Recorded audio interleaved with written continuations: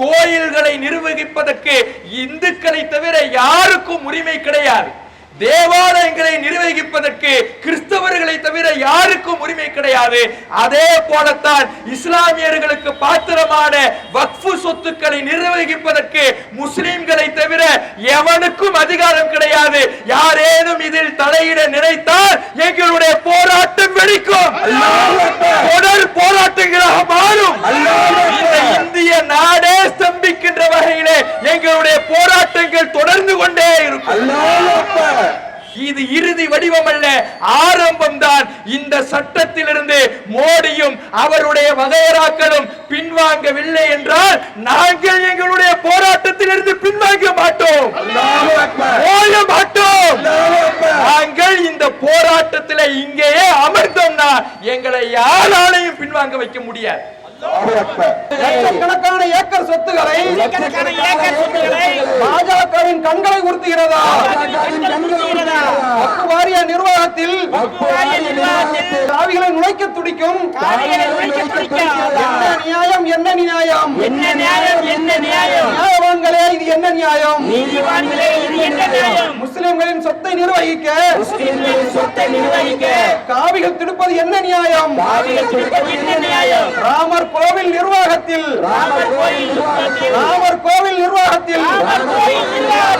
முஸ்லிம்களை நீ விடுவாயா? சங்கர மடத்தின் நிர்வாகத்தில் கிறிஸ்தவ மக்களை விடுவாயா? பதில் சொல்லடா, பதில் சொல்லடா. வக்ஃபு சொத்தை அபகரிக்க துடிக்கும் ஒன்றிய அரசின் அடக்குமுறையை வன்மையாக கண்டித்து தெளிந்த போராட்டம். முஸ்லிம்களை தொடர்ந்து சீண்டும் மைனாரிட்டி பாஜக அரசை திட்டம் போட்டு சட்டம் போட்டு முஸ்லிம் சமுதாயத்தை குறிவைத்து சதி செய்யும் ஒன்றிய அரசின் கயமத்தனத்தை கண்டிக்கின்றோம். வக்ஃபு எங்கள் சொத்து, இது எங்கள் உரிமை. உன் திட்டம் ஒழிப்போம், உன் கொட்டம் ஒழிப்போம், உன் சட்டம் தகர்ப்போம். நாங்கள் பயப்பட மாட்டோம். நீ சுருட்டிட நினைத்தால் வக்ஃபை இழக்கவும் மாட்டோம். உன்னை விரட்டி அடிப்போம்.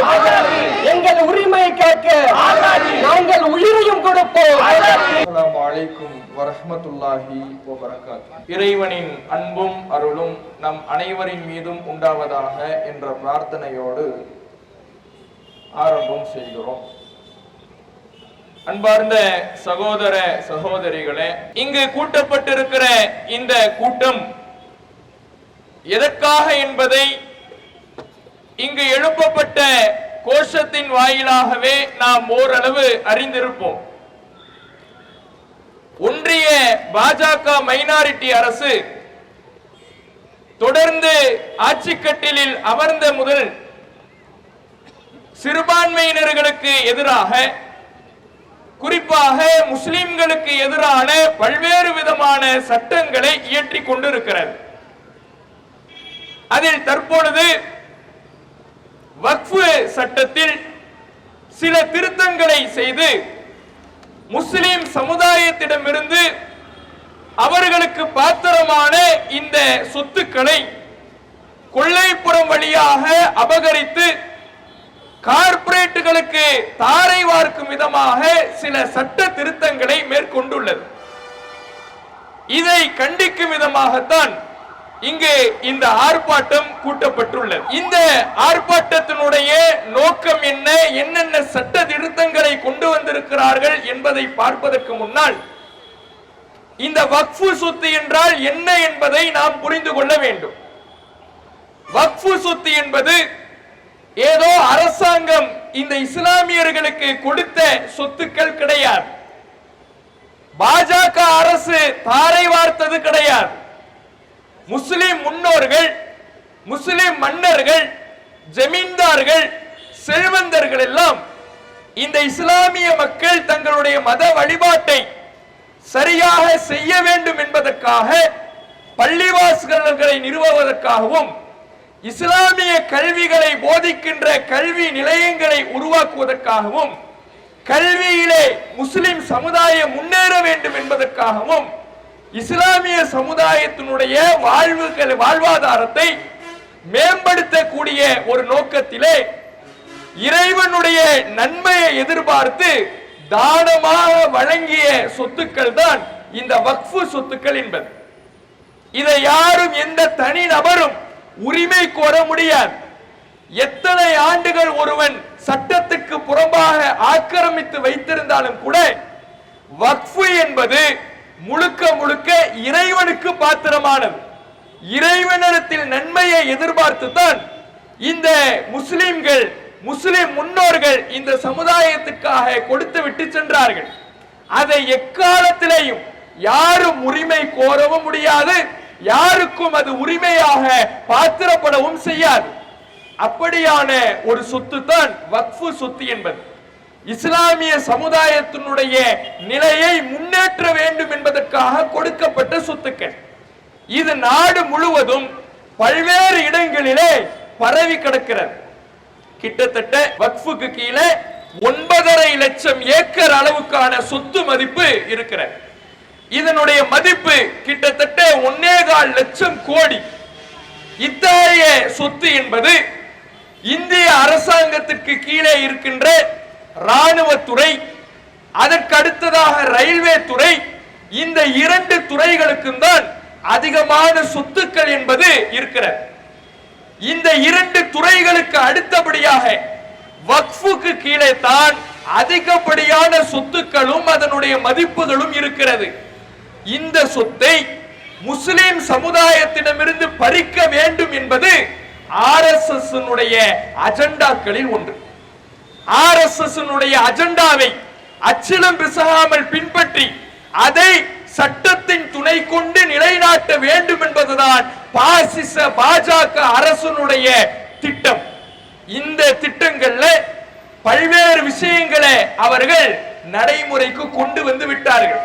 உதாரணத்துக்கு முத்தலாக் தடை சட்டம் என்கின்ற பெயரிலே முஸ்லிம்களுடைய மார்க்க விவகாரத்தில் மூக்கை நுழைத்து இந்த இந்திய அரசியல் சாசன சட்டம் ஒவ்வொரு மதத்தவர்களும் அவர்களுடைய மத நம்பிக்கையில் நடக்கலாம் என்கின்ற சுதந்திரத்தை வழங்கி இருக்கின்ற பொழுது அந்த அரசியல் சாசனத்திற்கு எதிராக முத்தலாக் தடை சட்டம் என்கின்ற ஒரு சட்டத்தை கொண்டு வந்து முஸ்லிம் சமுதாயத்தை வஞ்சித்தார்கள். இந்த மார்க்கத்தினுடைய விஷயங்களில் மூக்கை நுழைத்தார்கள். அதே போல இந்த முஸ்லிம்களுடைய குடி உரிமையை பறிக்க வேண்டும் என்பதற்காக குடியுரிமை திருத்த சட்டம் என்கின்ற பெயரிலே CAA கொண்டு வந்தார்கள். நாடே கொந்தளித்தது. ஒவ்வொரு ஊர்களும் போராட்ட களங்களாக மாறியது. தொடர் போராட்டங்கள் இந்திய நாடு முழுவதும் வெடித்தது. எல்லா மக்களும் களத்திலே இறங்கி போராடிய காரணத்தினால் இந்த மோடி பாஜக அரசு அந்த சட்டத்திலிருந்து பின்வாங்கி அதை கடப்பில் போட்டது. இப்படி தொடர்ந்து முஸ்லிம்களை வஞ்சிக்கின்ற வகையிலே தன்னுடைய கையில் அதிகாரம் இருக்கின்ற ஒரு காரணத்தினால் அந்த அதிகார திமிரிலே சில சட்ட திருத்தங்களை கொண்டு வந்து முஸ்லிம் சமுதாயத்தை வஞ்சிக்கின்ற நோக்கிலே இந்த பாஜக அரசு செயல்பட்டு வருகிறது. அந்த வரிசையில தான் தற்பொழுது இந்த வக்ஃபு திருத்த சட்டம் என்று ஒரு சட்டத்தை கொண்டு வந்திருக்கிறாங்க. வக்ஃபு சொத்துக்கள் என்பது இஸ்லாமிய சமுதாயத்துக்காக வழங்கப்பட்ட சொத்து என்று இருந்தாலும் அதை ஆங்கிலேயர்களுடைய ஆட்சியிலேயே ஒன்று திரட்டி இதை ஒரு வாரியமாக ஒரு தனித்துறையாக கொண்டு வர வேண்டும், இதை முஸ்லிம்களுக்காக பாதுகாத்து கொடுக்க வேண்டும் என்கின்ற நோக்கத்திலே வக்ஃபு துறை என்பது உருவாக்கப்பட்டு அதுல பல்வேறு சட்ட திருத்தங்களும் கொண்டு வரப்பட்டது. 1995 இந்த சட்டங்கள் முறைப்படுத்தப்பட்டது. 2013 வக்ஃபு திருத்த சட்டங்கள் சில சட்டங்கள் கொண்டு வரப்பட்டது. ஆனால் அப்போதெல்லாம் இந்த இஸ்லாமிய சமுதாயத்தில் வக்ஃபு திருத்த சட்டங்கள் வந்த பொழுதெல்லாம் கொந்தளிப்பு நிலை இல்லை.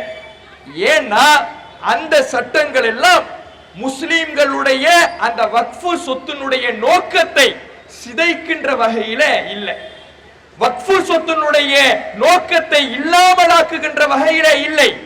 அந்த சட்ட திருத்தங்கள் எல்லாம் வக்ஃபு சொத்துக்களை பாதுகாக்கின்ற வகையிலே இருந்தது.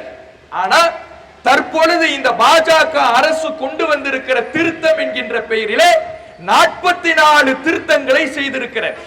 இந்த 44 திருத்தங்கள் எல்லாமே முஸ்லிம்களுடைய சொத்தை, முஸ்லிம்களுக்கு பாத்திரமான இந்த சொத்துக்களை அவர்களிடமிருந்து பறிக்கின்ற வகையிலே திருத்தங்களை மேற்கொண்டிருக்கிறார்கள்.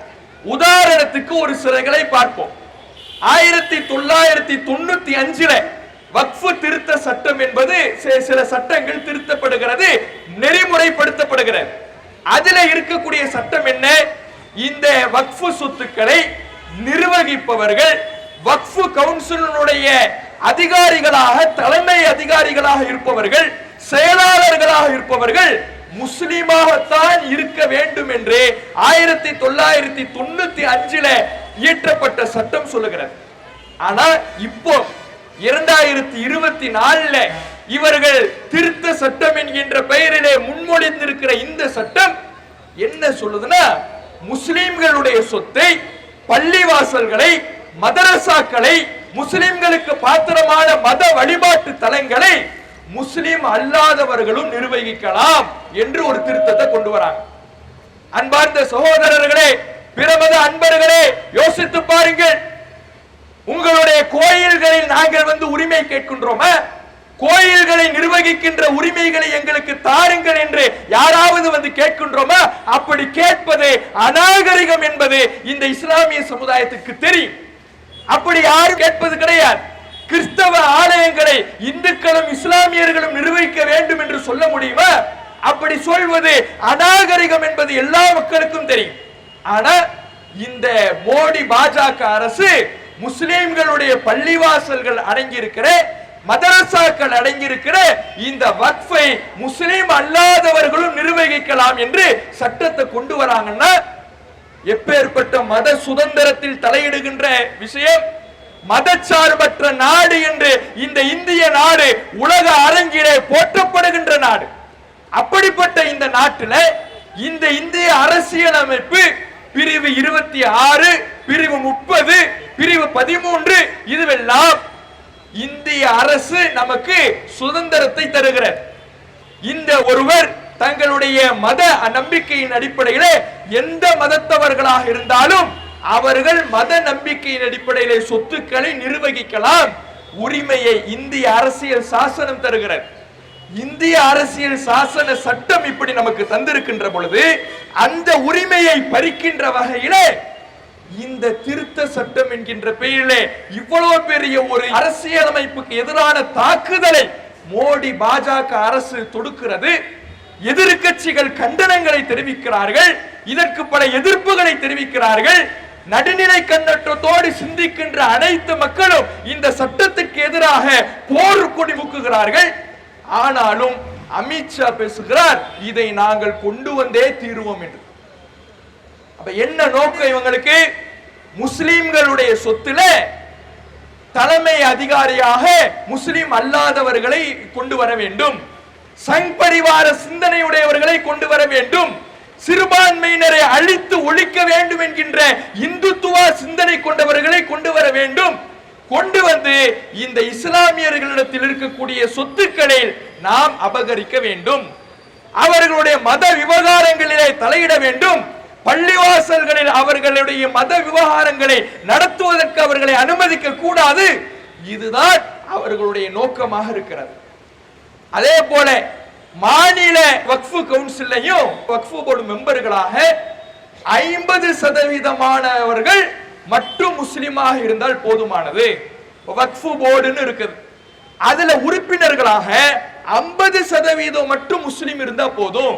அப்ப மத்த 50% அவர்களுடைய அந்த பாசிசத்தை நிலைநாட்டுகிற சங் பரிவாரத்தினரை நுழைப்பதற்கான சதி திட்டத்தை தீட்டுகிறார்கள்.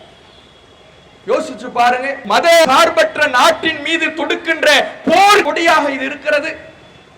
இப்படி போர்க்கொடி தூக்கிவிட்டு அரசியலமைப்புக்கு எதிரான சட்டத்தை இவர்கள் ஏற்றுகிறார்கள். நாம் கேட்கக்கூடிய கேள்வி ஒன்றே ஒன்றுதான். நடுநிலை கண்ணோட்டத்தோடு சிந்திக்கக்கூடிய மக்களிடத்திலேயும் இது போன்ற சட்ட திட்டங்களை ஆதரிப்பவர்களிடத்திலேயும் கேட்கக்கூடிய கேள்வி ஒன்றே ஒன்றுதான்.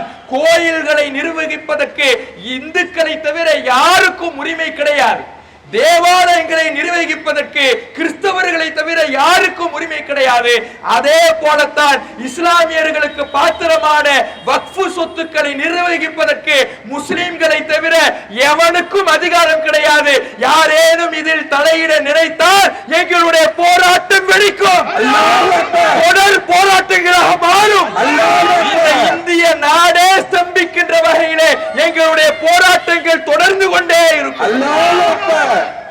இவ்வளவு மதச்சார்பற்ற நாட்டிலே இந்திய அரசியலமைப்பு சட்டத்துக்கு எதிரான போர் தொடுக்கின்ற வகையிலே இப்படியான சட்ட திருத்தத்தை இந்த மோடி அரசு செய்திருக்கிறது. அடுத்து என்ன செய்யறாங்கன்னா, கொடுமையை பாருங்க.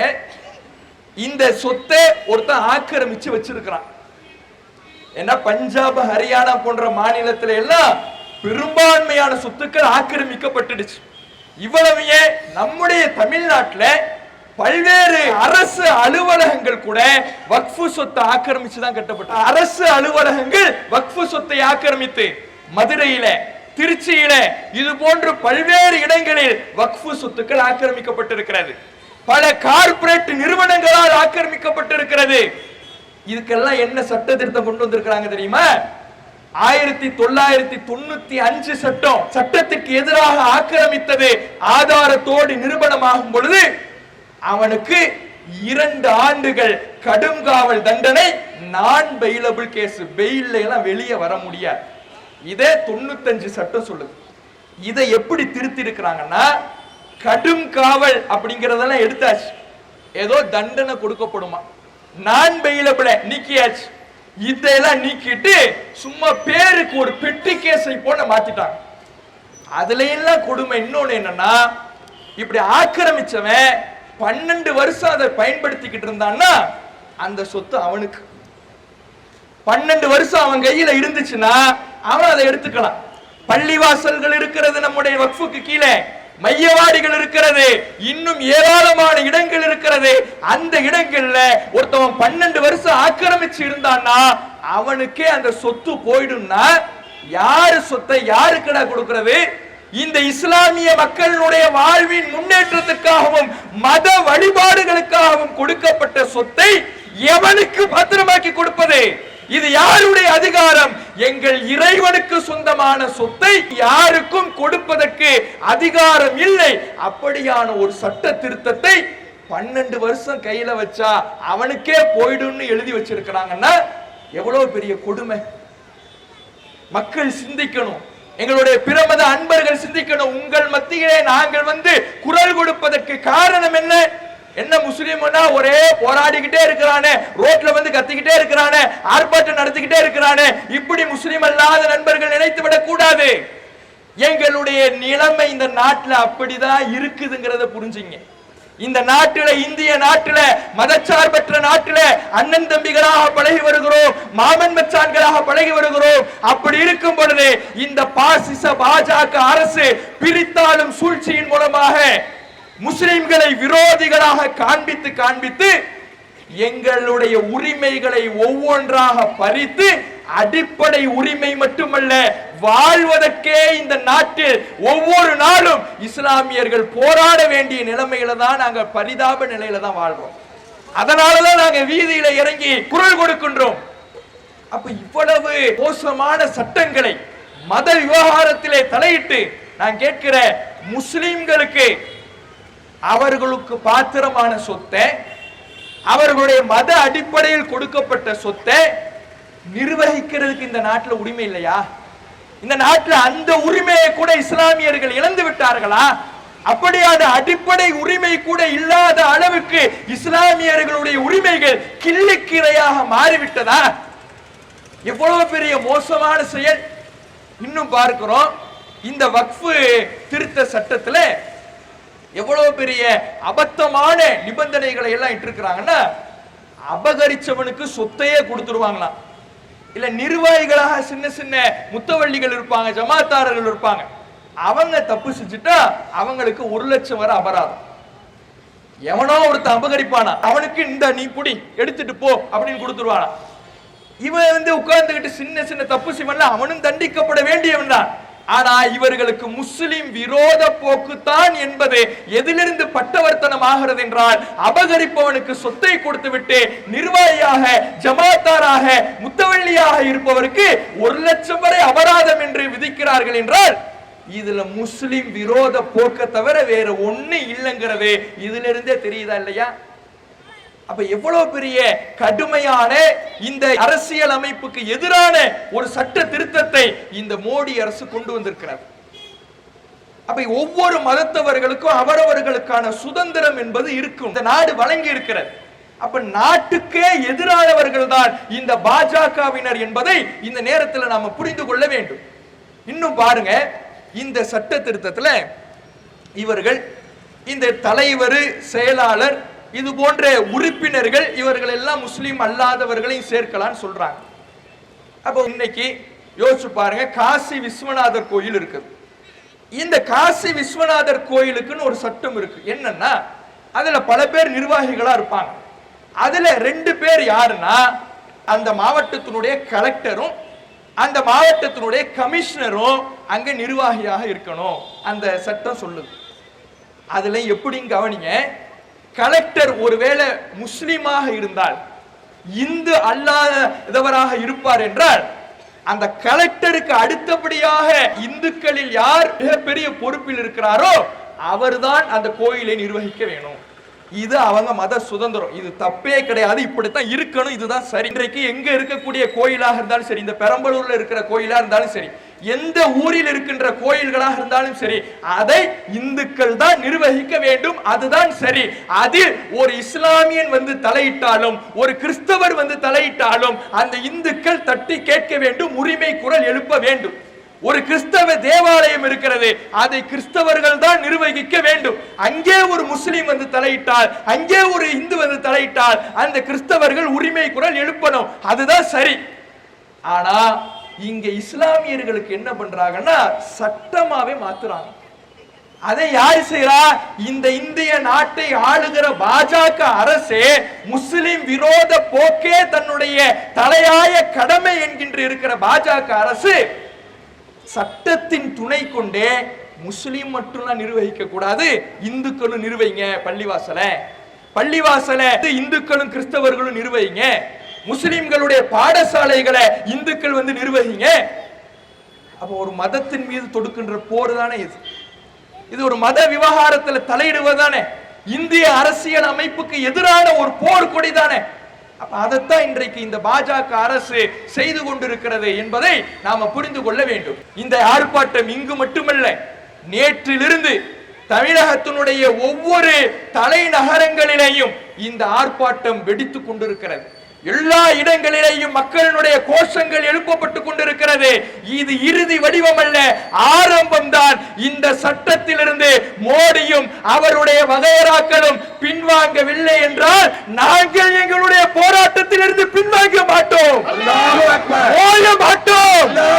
நாங்கள் இந்த போராட்டத்தில் இங்கேயே அமர்ந்தோம்னா எங்களை யாராலையும் பின்வாங்க வைக்க முடியாது.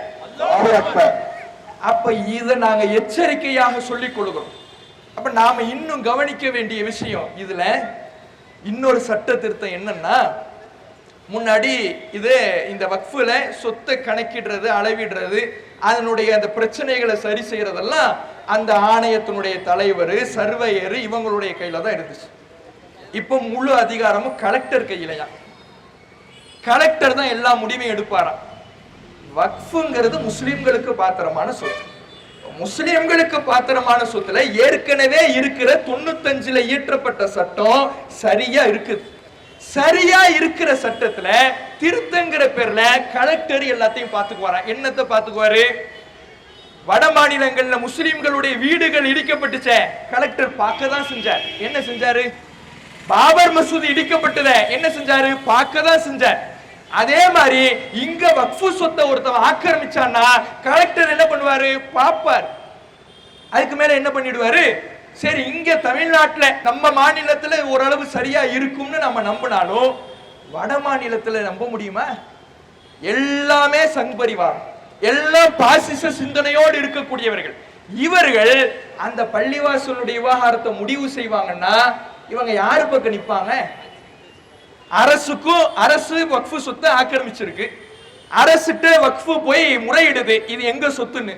இப்ப கலெக்டருக்கு வந்து தீர்ப்பு சொல்லுவாராம். கலெக்டர் யாரு? அரசனுடைய பிரதிநிதி தானே. அரசனுடைய பிரதிநிதி என்ன சொல்வாரு? நீ கிளம்பு, இது அரசாங்கத்துக்கு தான் பாரு. அப்ப அப்படியான ஒரு சட்ட திருத்தத்தை கொண்டு வந்துட்டு கேட்டா, நாங்க முஸ்லிம்கள் மீது ரொம்ப கவலைப்படுறோம். நீ கவலையே பட வேணாம், உன் கவலை எங்களுக்கு வேணாம். நாட்டுல வந்து இளைஞர்கள் எங்களுக்கு வேலை வாய்ப்பு இல்லை, எங்களுக்காக வேலை வாய்ப்பை ஏற்படுத்தி கொடுங்கன்னு இளைஞர்கள் ஒவ்வொருத்தரும் துடிக்கிறான். அந்த இளைஞர்களை பார்த்து மோடிஜிக்கு கவலை வரல. நீ எங்களுக்கு கவலைப்பட வேணான்னு யாரு சொல்றோமோ நம்மளை பார்த்து அவருக்கு ரொம்ப கவலையா இருக்குதான். முஸ்லிம்களை பார்த்தா எனக்கு ரொம்ப கவலையா இருக்குது, அதனால இந்த சட்ட திருத்தம். இப்படி கவலைப்பட்டு தான் முத்தலாக் தடை சட்டம்னு சொல்லி முஸ்லிம்களுடைய விவகாரத்துல மூக்க நுழைச்சி முஸ்லிம்களை வஞ்சிக்க பார்த்தார். எப்பெல்லாம் முஸ்லிம்களின் மேல கவலைன்னு மோடிஜி சொல்றாரோ அது அவர் வடிக்கின்ற முதலை கண்ணீர் தானே தவிர அதுல எந்த உண்மையும் இல்லைங்கிறத நாட்டு மக்கள் தெளிவாக விளங்கி வச்சிருக்கிறாங்க. அப்ப இது எல்லாமே இந்த முத்தலாக் தடை சட்டமா இருக்கட்டும், பொது சிவில் சட்டத்தை கொண்டு வர துடிக்கிறதா இருக்கட்டும், குடியுரிமை திருத்த சட்டத்தை கொண்டு வர துடிக்கிறதா இருக்கட்டும், இது எல்லாமே ஆர்எஸ்எஸ் அஜெண்டாக்கள்ல ஒன்று. ஆர்எஸ்எஸ் அஜெண்டா ஒவ்வொன்றாக இந்த மோடி அரசு செஞ்சுக்கிட்டு வருது.